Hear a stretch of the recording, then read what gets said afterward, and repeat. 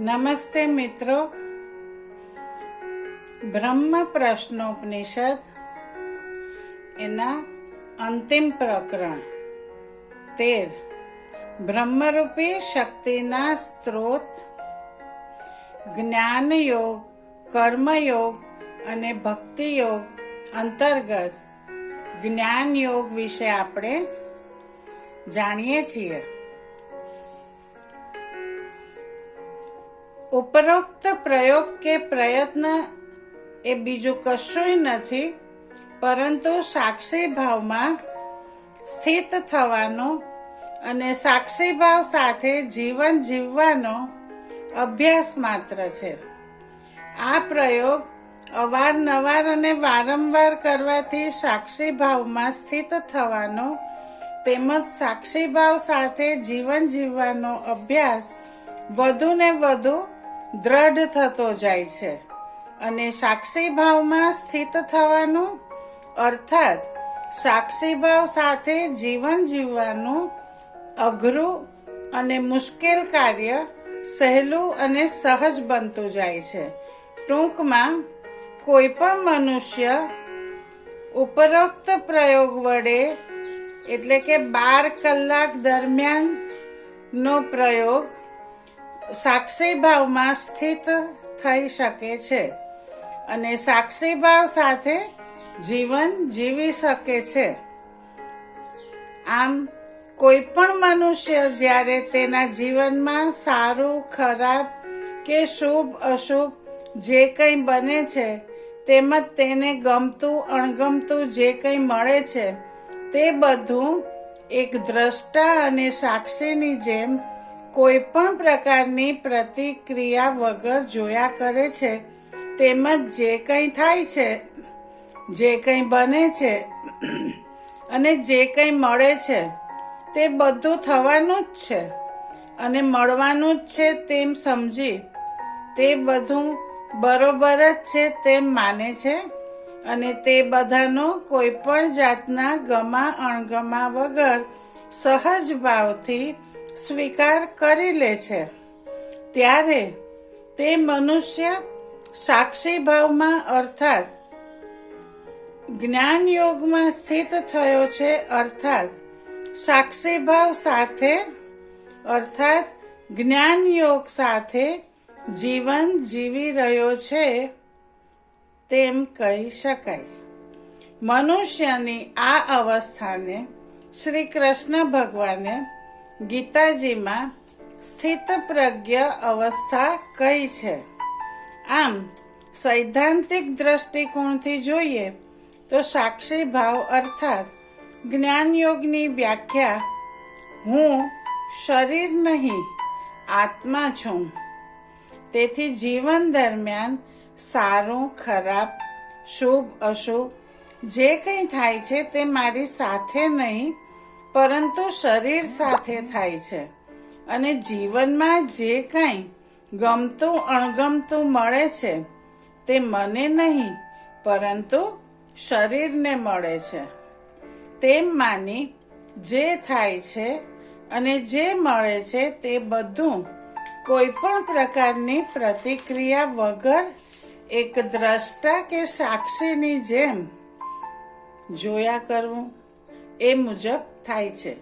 જ્યારે વ્યવહારિક દ્રષ્ટિકોણથી જોઈએ તો સાક્ષી ભાવ અર્થાત જ્ઞાન યોગની વ્યાખ્યા જીવનમાં સારું ખરાબ શુભ અશુભ જે કંઈ થાય છે તે બધું થવાનું જ છે તેમ જાણી તેમજ જીવનમાં ગમતું અણગમતું જે કંઈ મળે છે તે બધું મળવાનું જ છે તેમ સમજી જે કંઈ થાય છે અને જે કંઈ મળે તે બધું બરોબર જ છે તેમ માનવું અને તે બધાનો કોઈ પણ જાતની પ્રતિક્રિયા કે ગમા અણગમા વગર સ્વીકાર કરવો એ મુજબ થાય છે.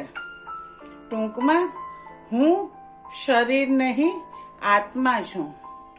જીવનમાં જે કંઈ થાય છે તે મારી સાથે નહીં શરીર સાથે થાય છે તેમ જાણવું, માનવું અને સમજવું એ સાક્ષી ભાવ અર્થાત જ્ઞાન યોગમાં સ્થિત થવાનો અને સાક્ષી ભાવ અર્થાત જ્ઞાન યોગ સાથે જીવન જીવવાનો સૈદ્ધાંતિક માર્ગ છે.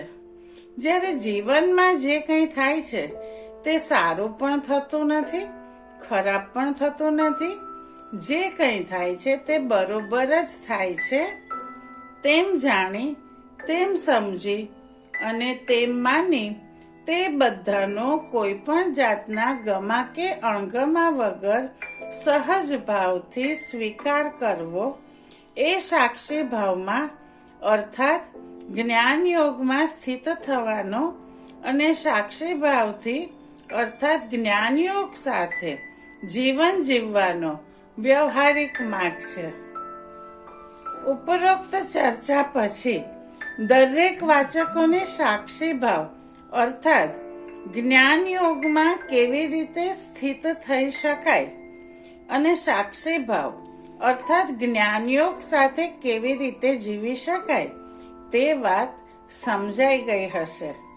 હવે કોઈ પણ મનુષ્ય જ્યારે ઉપર જણાવ્યા મુજબ સાક્ષી ભાવ અર્થાત જ્ઞાન યોગમાં સ્થિત થાય છે એટલે કે સાક્ષી ભાવ અર્થાત જ્ઞાન યોગ સાથે જીવન જીવે છે ત્યારે જેટલો સમય અને જેટલી ક્ષણો તે સાક્ષી ભાવ અર્થાત જ્ઞાનયોગ સાથે જીવે છે તેટલો સમય અને તેટલી ક્ષણો તેના માટે બ્રહ્મરૂપી શક્તિનું સ્ત્રોત બની જાય છે. તે સમયમાં જેનું જોડાણ બ્રહ્મરૂપી શક્તિ સાથે થઈ જાય છે અને તેની ભીતર બ્રહ્મરૂપી શક્તિનો સંચાર થવા લાગે છે.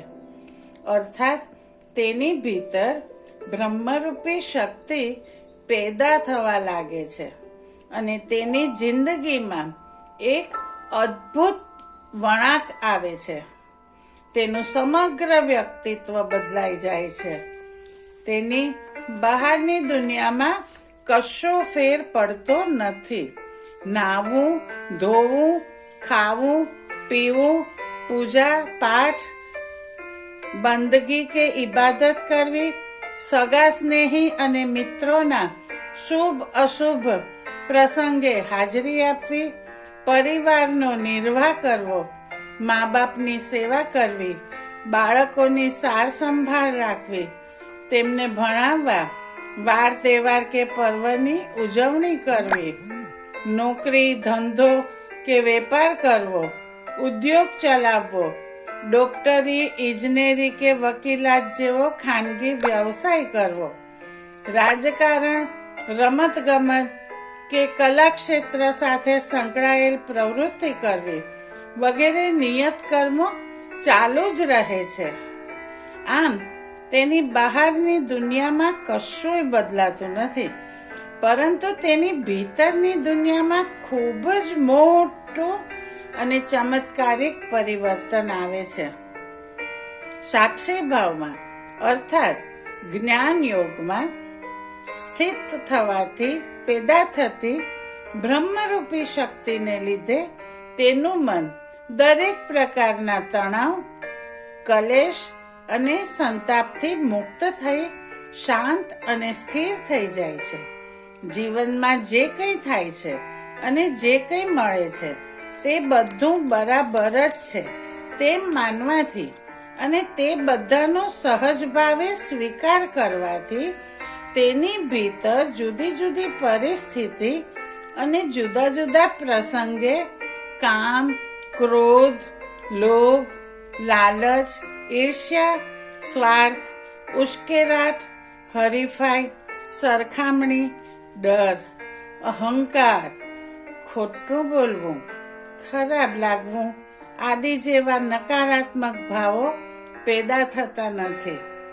પરિણામે તે તેના જીવન દરમિયાન પ્રાપ્ત થતી સફળતા, નિષ્ફળતા, હાર, જીત, કીર્તિ, બદનામી, લાભ, હાનિ, નફો, ખોટ, સુખ, દુઃખ, બીમારી, તંદુરસ્તી, દોસ્તી, દુશ્મની આદિ ઉપલબ્ધિઓથી તેની ભીતર પેદા થતી ખુશી, નારાજગી, પ્રસન્નતા, અપ્રસન્નતા, હરખ, શોક, આશા, નિરાશા, ઉત્સાહ, હતાશા, ચિંતા, નિશ્ચિંતતા, તાજગી, ગમગીની વગેરે જેવી દ્વૈત અનુભૂતિઓથી મુક્ત થઈ આનંદ સ્વરૂપ અદ્વૈત અનુભૂતિમાં પ્રવેશ કરે છે અને એ રીતે પોતે શરીર નહીં પરંતુ આનંદ સ્વરૂપ આત્મા છે તેનો અનુભવ કરે છે. આમ થવાનું કારણ બીજું કશું નથી પરંતુ સાક્ષી ભાવ અર્થાત જ્ઞાન યોગમાં સ્થિત થવાથી તેની ભીતર પેદા થતી બ્રહ્મરૂપી શક્તિ જ છે. આમ જ્ઞાન યોગમાં જીવનમાં કશું પણ વિશેષ કર્યા વગર જે કંઈ કરીએ છીએ તે બધું માત્ર સાક્ષી ભાવમાં સ્થિત રહીને કરીશું અને એ રીતે જીવનનો જેટલો સમય તથા જેટલી ક્ષણો સાક્ષી ભાવમાં સ્થિત રહીને જીવીશું તેટલો સમય અને તેટલી ક્ષણો બ્રહ્મરૂપી શક્તિનું સ્ત્રોત બની જશે અને તે સમય અને તે ક્ષણો દરમિયાન આપણું જોડાણ બ્રહ્મરૂપી શક્તિ સાથે થશે અને આપણી ભીતર કશું પણ વિશેષ કર્યા વગર બ્રહ્મરૂપી શક્તિ પેદા થશે. કર્મયોગ. જે રીતે જ્ઞાનયોગ એ બ્રહ્મરૂપી શક્તિના સ્ત્રોત તરીકેના સાક્ષીભાવ સાથે સંકળાયેલું માધ્યમ છે, તે જ રીતે કર્મયોગ એ બ્રહ્મરૂપી શક્તિના સ્ત્રોત તરીકેનું નિષ્કામ ભાવ સાથે સંકળાયેલું માધ્યમ છે. કર્મના બે પ્રકાર છે, સકામ કર્મ અને નિષ્કામ કર્મ. મનુષ્ય જ્યારે કોઈ પણ કર્મ સકામ ભાવ સાથે કરે છે ત્યારે તેનું કર્મ સકામ કર્મ બની જાય છે અને મનુષ્ય જ્યારે કોઈ પણ કર્મ નિષ્કામ ભાવ સાથે કરે છે ત્યારે તેનું કર્મ નિષ્કામ કર્મ બની જાય છે. આ નિષ્કામ ભાવ અને નિષ્કામ કર્મને ગીતાજીના જ્ઞાન મુજબ કર્મયોગ કહેવામાં આવે છે. આમ કર્મયોગ એટલે નિષ્કામ ભાવ સાથે કરવામાં આવતું નિષ્કામ કર્મ. તો ચાલો મનુષ્યના કર્મને કર્મયોગ બનાવતું નિષ્કામ ભાવ સાથે કરવામાં આવતું નિષ્કામ કર્મ એટલે શું તેના વિશે જાણીએ અને સમજીએ. કોઈ પણ મનુષ્ય જ્યારે કોઈ પણ કર્મ કોઈ પણ પ્રકારની અપેક્ષાના ભાવ સાથે કરે છે ત્યારે તેનું કર્મ સકામ ભાવ સાથેનું સકામ કર્મ બની જાય છે. પરંતુ જો તે કોઈ પણ જાતની અપેક્ષા રાખ્યા વગર માત્ર તેને જે કર્મ કરવાનું છે તે કર્મના મૂળ હેતુ અને ભાવ સાથે જોડાયેલો રહીને કરે તો તેનું તે કર્મ નિષ્કામ ભાવ સાથેનું નિષ્કામ કર્મ બની જાય છે. ઉદાહરણ તરીકે કોઈ પણ વ્યક્તિ હોસ્પિટલમાં દાન આપવાનું કર્મ કરે છે. હવે જો દાન આપવાનું આ કર્મ તે તેની વાહવા અને પ્રશંસા પ્રાપ્ત કરવાની અપેક્ષાના ભાવ સાથે કરશે તો તેનું તે કર્મ સકામ ભાવ સાથેનું સકામ કર્મ બની જશે. તેના કર્મનો દાન આપવાનો મૂળ હેતુ અને ભાવ પણ બદલાઈ જશે. તેનું દાન આપવાનો પરમાર્થના ભાવ સાથેનું નિષ્કામ કર્મ તેની પોતાની વાહવાહ અને પ્રશંસા પ્રાપ્ત કરવાનો સ્વાર્થના ભાવ સાથેનું સકામ કર્મ બની જશે. પરંતુ જો તે વાહવા કે પ્રશંસાની અપેક્ષા રાખ્યા વગર માત્ર દાન આપવાના હેતુ અને દાન આપવાના ભાવ સાથે દાન આપવાનું કર્મ કરશે તો તેનું દાન આપવાનું કર્મ આપમેળે પરમાર્થના નિષ્કામ ભાવ સાથેનું નિષ્કામ કર્મ બની જશે.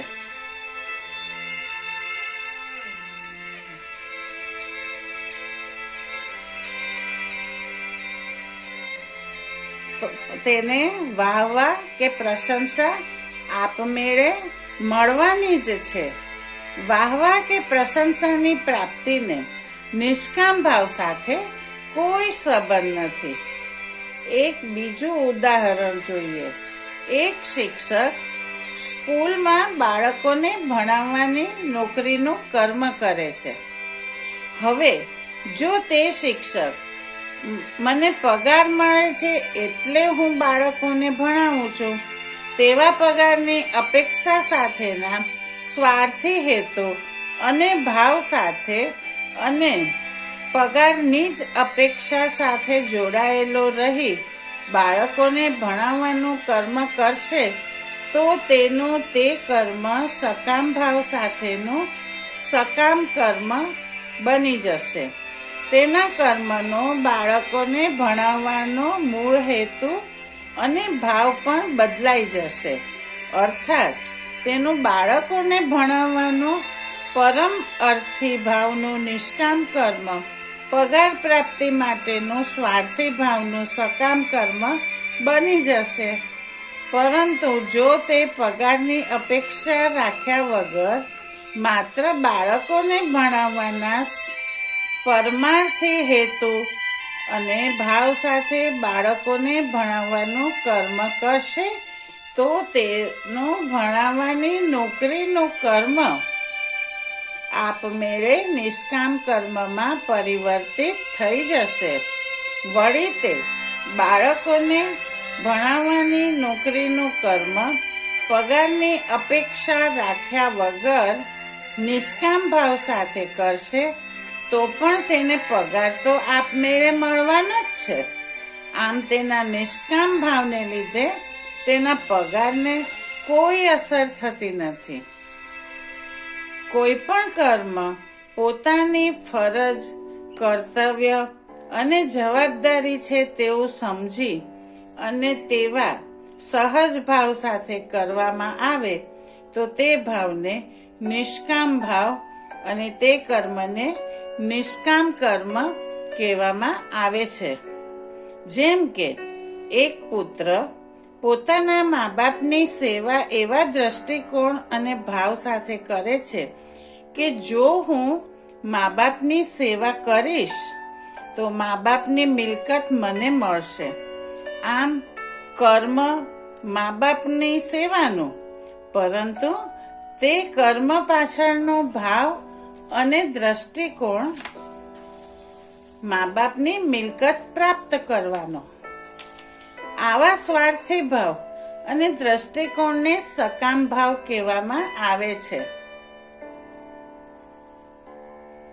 તેનાથી ઉલટું, જો તે પુત્ર મા બાપની સેવા કોઈ પણ જાતની અપેક્ષા કે લાલચ વગર એવા સહજ ભાવથી કરે કે મારા મા બાપ છે તેમની સેવા કરવી એ મારી ફરજ, કર્તવ્ય અને જવાબદારી છે, મારો ધર્મ છે, તો તેના આવા સહજ ભાવને નિષ્કામ ભાવ અને આવા સહજ ભાવ સાથે કરવામાં આવેલા મા બાપની સેવાના કર્મને નિષ્કામ કર્મ કહેવામાં આવે છે.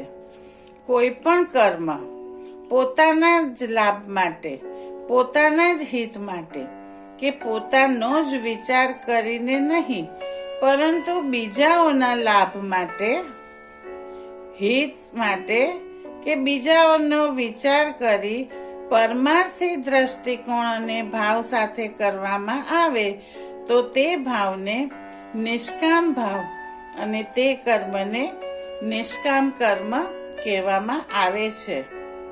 મિત્રો, હાલ વાણીને વિરામ આપીએ.